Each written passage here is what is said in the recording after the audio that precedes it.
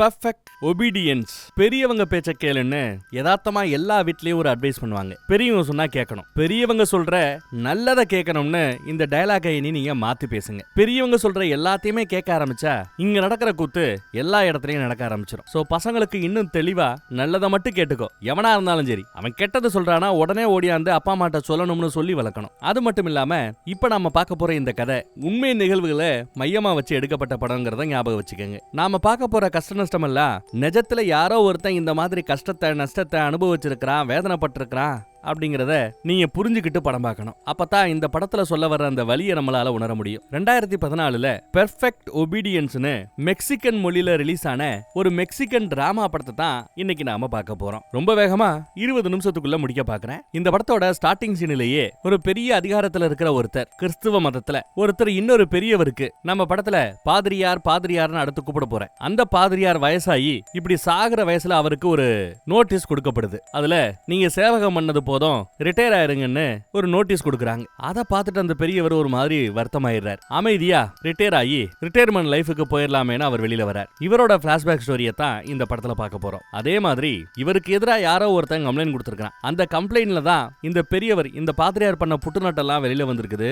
அதன் பிறகுதான் நீ பண்ண சேவகம் எல்லாம் போதும், ரிட்டையர் ஆயிருன்னு மேலிடம் கேட்டுக்கிட்டு இருந்திருக்குது. இதுல நீதி அவ்வளவு சீக்கிரமா கிடைச்சிடாது, நேரம் ஆகுங்கிறத புரிஞ்சுக்கிட்டு ஒருத்தன் கம்ப்ளைண்ட் கொடுத்தவன் அவனும் ஒரு மாதிரி சோகமாவே அப்படியே வானத்தை பார்த்துக்கிட்டு இருக்க, இவன் தான் நம்ம படத்தோட ஹீரோ. இவனோட குழந்தை பருவ கதையை தான் அடுத்து நாம பார்க்க போறோம். இப்படி அந்த பாதிரியாரோட வாழ்க்கை, இந்த பையனோட வாழ்க்கை, இது ரெண்டையும் சேர்த்து தான் பிளாஷ்பேக்ல இனி நம்ம பார்க்க போறோம். அதுதான் இந்த படத்தோட முழு கதையுமே. சின்ன வயசுல, அந்த அரியா வயசுலயே பெத்தவங்க இவனை ஆன்மீகத்துக்காக நேர்ந்து விட்டுட்டோம், கடவுள் அழைக்கிறாருன்னு அந்த பையனை ஒரு பாதிரியார் ஆக்கலான்னு முடிவு பண்ணிட்டாங்க. அவனை அதுக்காக அது சம்பந்தப்பட்ட படிப்புக்கு அனுப்புறதுக்கு முன்னாடி எல்லாரும் சேர்ந்து குரூப் போட்டோ எடுத்துக்கிறாங்க. அந்த பையனா வந்து என்ன பாதிரியார் ஆக்குங்க அப்படின்னு கேட்கல, பெத்தவங்களே கடவுள் அழைக்கிறாருன்னு சொல்லி அந்த பையனை கொண்டு போய் இப்படி பாதிரியாராக்கணும் முடிவு பண்ணிட்டாங்க. குடும்பமா சேர்ந்து அவனுக்கு குட் பை சொல்லி அங்க இருந்து அனுப்பிச்சு வைக்கிறாங்க. இவங்க குடும்பத்துக்கு வேண்டப்பட்ட ஒருத்தர் தான் இந்த மாதிரி எங்க இருந்தெல்லாம் இந்த பசங்க பாதிரியார் ஆகணும்னு நினைக்கிறாங்களோ ஒரு குடும்பத்துல அங்கெல்லாம் போய் அந்த பசங்களை கூட்டிட்டு வந்து, அந்த பசங்களுக்கு நீங்க ஒரு ஸ்கூல் இருக்குது, அந்த ஸ்கூல்ல கொண்டு வந்து சேர்த்து விடுவாங்க. அதே ஸ்கூல்ல ஒரு அம்மா இருக்குது, இந்த ஸ்கூலுக்கு ராஜமாதா இவங்க தான். அப்புறம் ஒரு பாதிரியா இருக்கிறார், அப்புறம் இன்னொருத்தவர் வருவார், அடுத்து இன்னொருத்தர் வருவார். எல்லாருமே பாதிரியார்கள் தான். ஒவ்வொருத்தரை அறிமுகப்படுத்திக்கிறாங்க.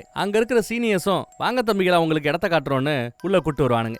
அவங்களுக்கு இருக்கிற அந்த ஹேர் ஸ்டைலை கட் பண்ணி நார்மல் ஆக்கணும், ஆக்கியாச்சு. அடுத்து ஒவ்வொருத்தவங்களுக்கு ஒரு படுக்கையை கொடுக்கணும், கொடுத்தாச்சு. அங்க ஒரு போட்டோ தொங்குது, கண்ணாடி போட்ட பாதிரியார். அவர் தான் இந்த ஸ்கூலோட ஃபவுண்டரா. இருக்கிற பாதிரியார்கள்லயே பெரிய பாதிரியார் அவர் தான். எல்லாரும் அவ்வளவு மரியாதையோட பாப்பாங்க, பழகுவாங்க. புதுசா வந்திருக்கிற அந்த பசங்கள் எல்லாத்தையுமே அவர் தான் வரவேற்கிறார். உங்களுக்காக நாங்க இருக்கிறோம் பிள்ளைகளா, குடும்பத்தை இழந்துட்டோன்னு வருத்தப்படாதீங்க, நாங்க தான் உங்களுடைய புது குடும்பம் அப்படின்னு பேசுறாங்க. குழந்தைங்களோடயே தான் அவர் தெரிவார். குழந்தைகளுக்கு அழகா டவுட் எல்லாம் கிளியர் பண்ணுவார். பசங்களை படிக்க வைக்கிறது, எக்ஸாம் எழுத வைக்கிறது எல்லாம் சிறப்பா ஒரு பக்கம் போகும். பாவ மன்னிப்பு கூட அங்கங்க சில பேர் கேட்கறதையும் கவனிக்க முடியுது. என்ன நம்பி உன்னோட பாவங்கள் எல்லாத்தையுமே சொல்லு, வெளியில சொல்ல மாட்டோம், என்கிட்ட நீ பாவ மன்னிப்பு வாங்கிட்டேன்னா உன்னோட பாவங்கள் மன்னிக்கப்படும்னு பாவ மன்னிப்பும் கேட்கறாங்க. அப்புறம் எல்லாருக்கும் சாப்பாடு. பசங்க எல்லாம் ஒரு பக்கம் இங்க சாப்பிட, அதே சாப்பாடு தான் வேற ஒரு டேபிள்ல உட்காந்து பாதிரியார் எல்லாம் சாப்பிடுவாங்க. நம்ம ஃபவுண்டர் அவரும் சாப்பிட்டுட்டு இருக்கிறார். இந்த ஃபவுண்டர் தான் படத்தோட ஸ்டார்டிங் சீன்ல பாத்திரமே ஒரு பெரியவர், ரிட்டையர் ஆயிருங்கன்னு கேட்டுக்கிட்டாங்கல்ல, அவர் ரிட்டையர் ஆயிட்டாரு. அதுவும் எந்த வயசுல ரிட்டையர் ஆனாருன்னு பாருங்க. அந்த வயசு வரைக்கும் பயபுள்ள நிறைய சேட்டை செஞ்சிருக்காரு. அதைத்தான் நாம அடுத்து பார்க்க போறோம். அங்க இருக்கிற சின்ன பசங்க எல்லாம் சின்ன பசங்க, வாலிப பசங்க தானே.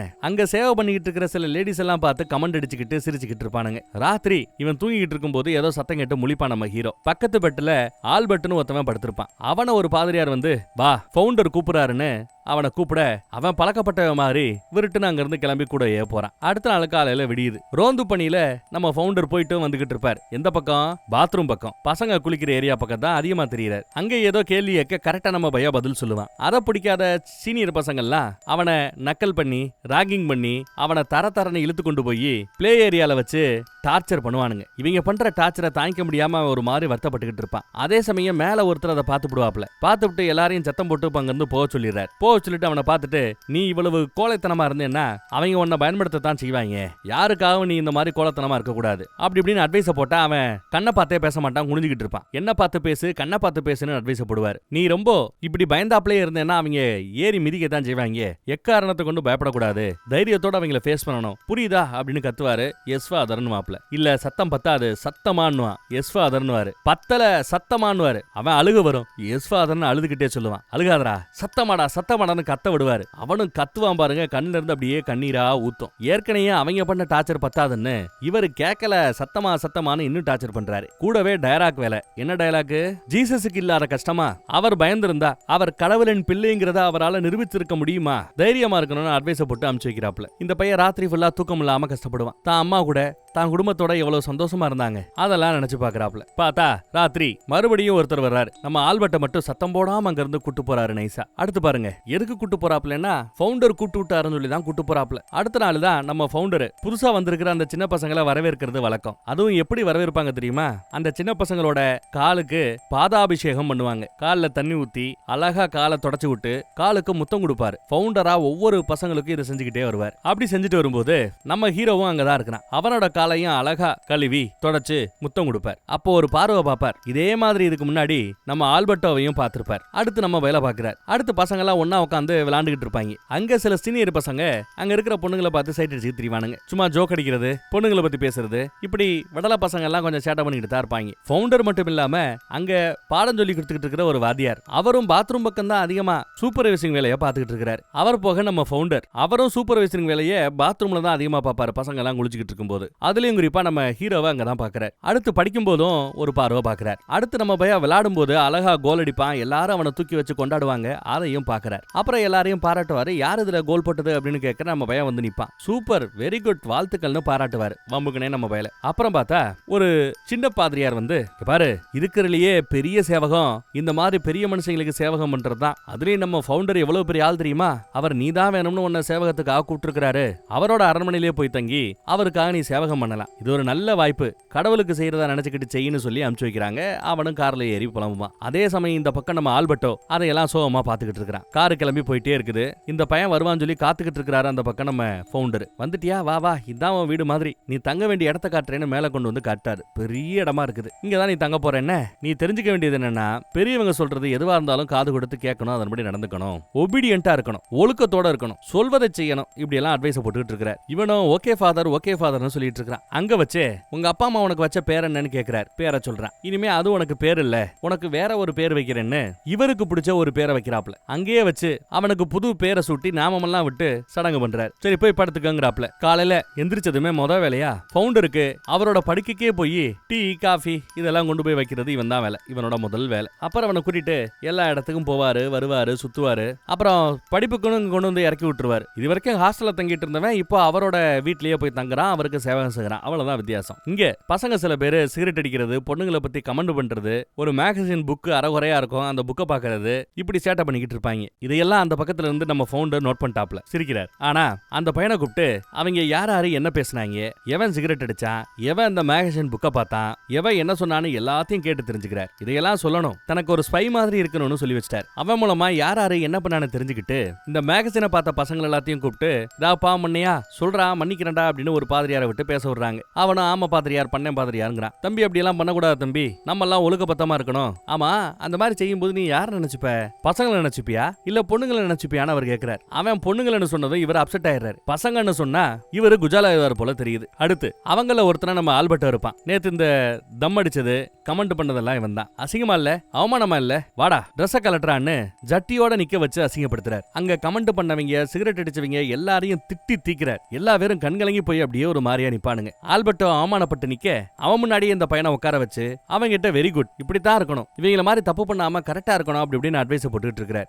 ஆல்பர்ட்டோ கண்ணு அப்படியே கலங்கி நிக்கும் பாவம். அடுத்து பார்த்தா நம்ம ராஜமாதா அவங்களுக்கு ஏதோ ஒரு பார்ட்டி கொடுத்து கிஃப்ட் எல்லாம் கொடுத்துட்டு இருக்காங்க. அப்புறம் பசங்க கிட்ட கடவுள் சேவகம் பண்றவங்க குடும்ப வாழ்க்கையில இருக்க கூடாது, குடும்ப வாழ்க்கையில இருக்கிறவங்களுக்கு அந்த தகுதி இல்லைங்கிறாப்ல எல்லாம் அட்வைஸ் போட்டுட்டு இருப்பாப்ல. ஆனா வீட்டுல பார்த்தா ஒரு பொண்ணை கூட்டிட்டு வந்து கூத்தடிக்கிறார். ஆனா வெளியில என்னமா டயலாக் விட்டாப்ல. ஆனா அவர் பண்ற சேட்டைய பாருங்க. இது அவன் பாப்பான், ஒரு மாதிரி கோவம் வரும். அன்னைக்கு அவர்கிட்டயே போய் இத பத்தி கேட்கலாம்னு நினைக்கிறான். அதே சமயம் அந்த ஆளு நல்லா சரக்கடிச்சு செம போதையில பாட்டு கேட்டுக்கிட்டு இருக்கிறார். அந்த சமயம் போய் இந்த மாதிரி நீங்க பண்றது தப்பு அப்படின்னு வந்து நிப்பான். அப்ப நீ எல்லாத்தையும் வேவு பார்த்திருக்கிற, பெரியவங்களை இந்த மாதிரி வேவு பார்க்கறது தப்புன்னு உனக்கு தெரியாது, வா உனக்கு ஒழுக்கத்தை சொல்லித்தரேன், வாடா இங்கன்னு கூப்பிட்டு பெல்ட்டை கலட்டி இனிமே இந்த மாதிரி வேவு பாப்பியா ஒட்டு கேப்பையான்னு சொல்லி பொலிர் பொலிர் பொலிர்னு அரைகிறாங்க, அடிக்கிறாங்க பெல்ட்டால.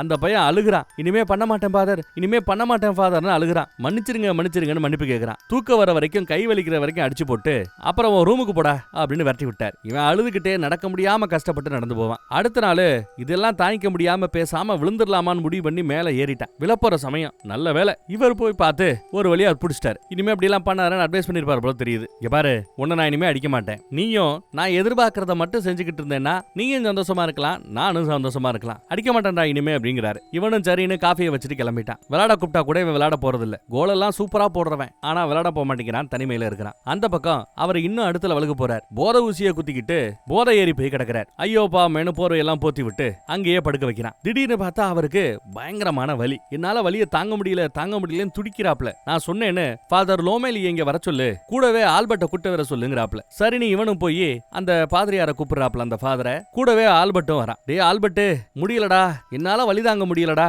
என்ன பண்ணணும் உனக்கு தெரியும்லடா அப்படின்னு கதறாப்ல. இது எனக்கு செய்யற சேவகம் மட்டும் இல்ல, வலியில துடிக்கிற ஒத்தவனுக்கு செய்யறது சொர்க்கத்துல உனக்கு இடம் கிடைக்கும் அப்படிங்கிறாப்ல எல்லாம் பேசுறாரு. அப்புறம் நம்ம ஹீரோவையும் கூட அந்த ஃபாதரையும் வெளியில போயிருக்க சொல்லிடுறாரு. சரின்னு அவங்க 2 பேர் வெளியில போயிடுறாங்க. அப்படியே இவர் அவன் படுக்க வைக்கிறான். அவனுக்கு இதை செய்யறதுல கொஞ்சம் கூட விருப்பம் இல்ல. அவர் ஐயோ வலிக்குதேன்னு கைய வச்சுக்கிட்டு வலியில துடிக்கிறார். உள்ள என்ன நடந்தது நமக்கு காட்டல. ஆனா சோகமா ஆல்பர்ட் மட்டும் வெறுத்து போய் வெளியில வருவான். நம்ம ஹீரோ அப்பாவித்தனமா போய், ஃபாதர் என்ன மாதிரி வலி உங்களுக்கு, ஏன் அவ்வளவு கஷ்டப்பட்டீங்கன்னு வந்து கேட்பான். கடவுள் எனக்கு வைக்கிற சோதனடா தம்பிங்கிறாரு அவரு. ஆனா இப்ப நான் நல்லபடியா இருக்கிறேங்கிறாரு. வலி போயிடுச்சான், இப்போ சும்மா குழந்தை மாதிரி தூங்குறார். ஆல்பர்ட் அப்படி என்ன பண்ணி உங்களை வலியில இருந்து காப்பாத்தனா அப்படின்னு கேட்டா அதுக்கு அவர் எதுவும் சொல்ல மாட்டாம கொரட்டை விட்டுட்டு தூங்க ஆரம்பிச்சிட்டார். அதே சமயம் நம்ம ஆல்பர்ட் தான் வீட்டுக்கு போன போட்டு, அம்மா இங்க எல்லாம் தப்பா நடக்குதுமா, என்ன கெட்ட விஷயமெல்லாம் செய்ய வைக்கிறாங்க, நான் ஒன்னும் கற்பனையில பேசல, என்ன இங்க இருந்து கூட்டிட்டு போகணுங்கிறதுக்காக நான் பொய் சொல்லல, என்ன நம்புமான்னு அழுவான். ஆனா இதையெல்லாம் ஒரு ஃபாதர் ஒட்டி கேட்டுட்டு இருப்பார். இங்க வீட்டுல பார்த்தா திடீர்னு ஐயோ அம்மான்னு பாதிரியார் கத்துறார். ஃபாதரோட சத்தத்தை கேட்டு, ஃபவுண்டரோட சத்தத்தை கேட்டு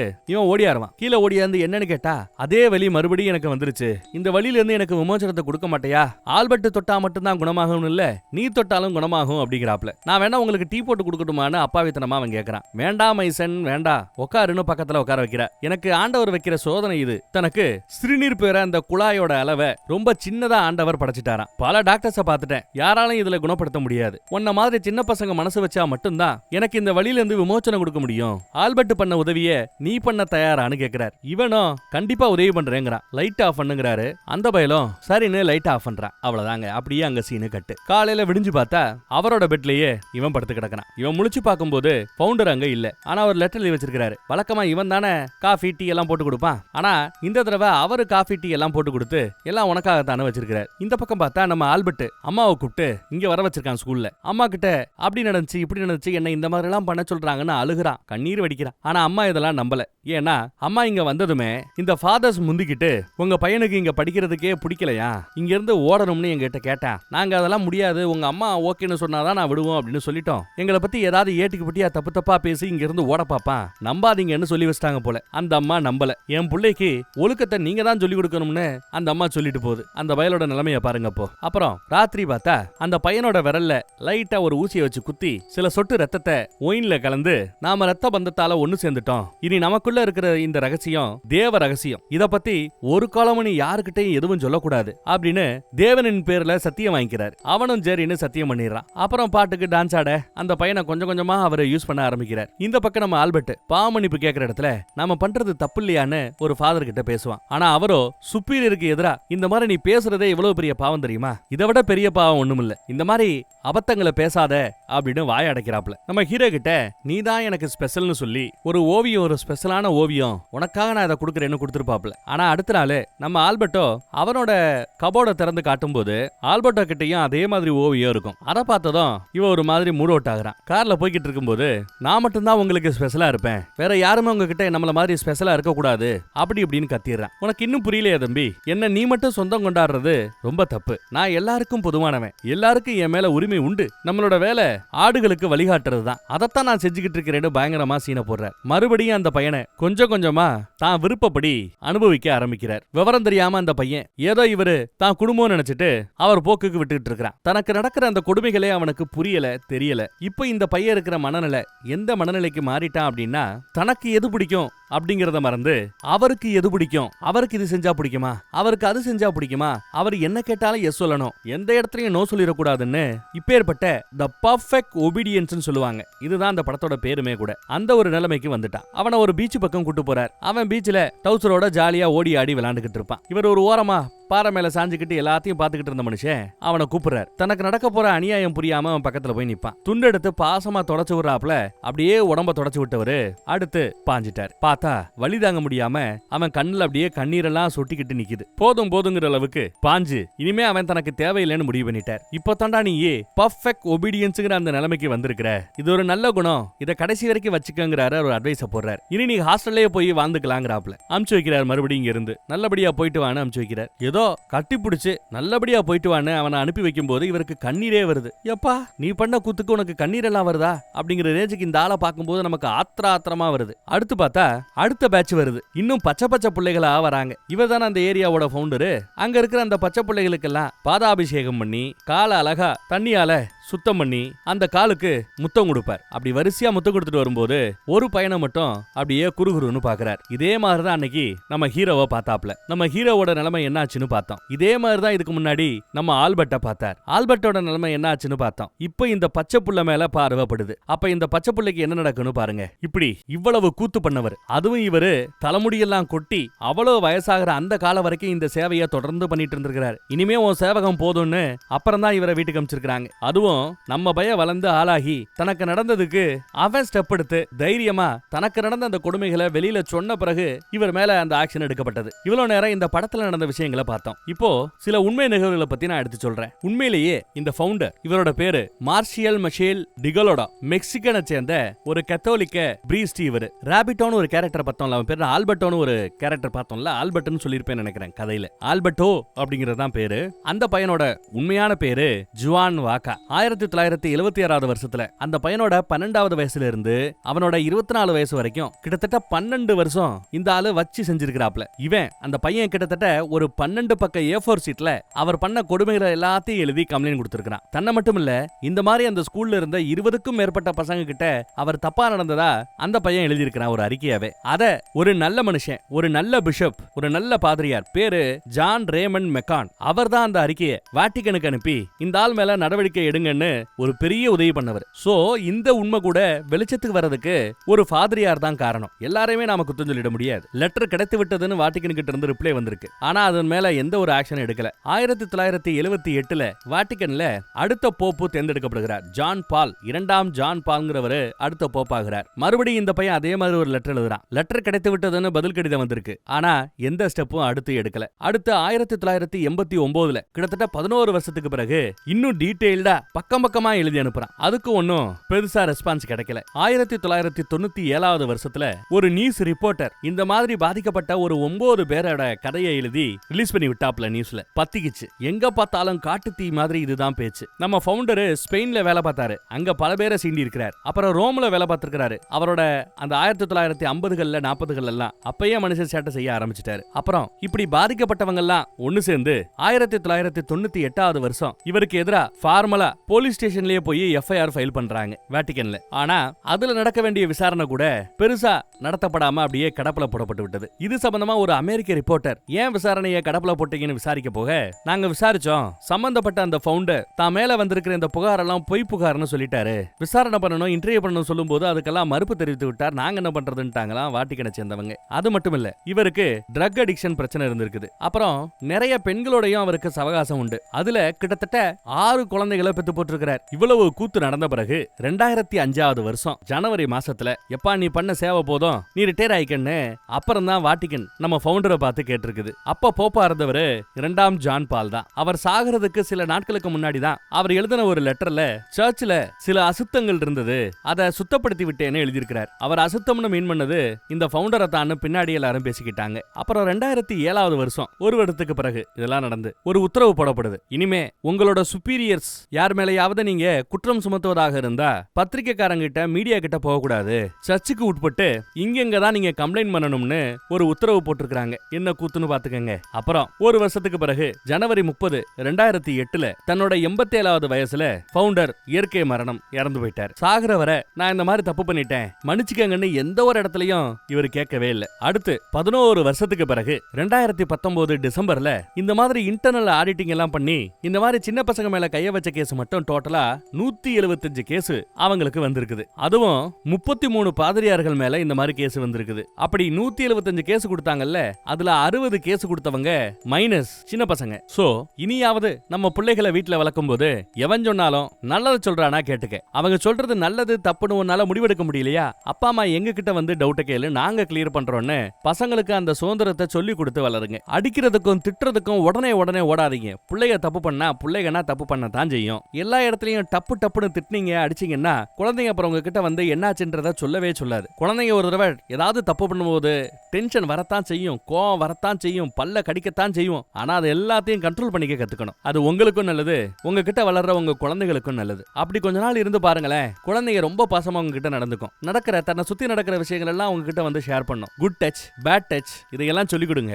இல்லையா இதையெல்லாம் சொல்லி கொடுக்கிற ஸ்கூல்ல சேர்த்து விடுங்க. அதுதான் நம்ம குழந்தைகளுக்கு நல்லது. வேற ஒரு நல்ல படத்துல மறுபடியும் சந்திப்போம். தேங்க்யூ.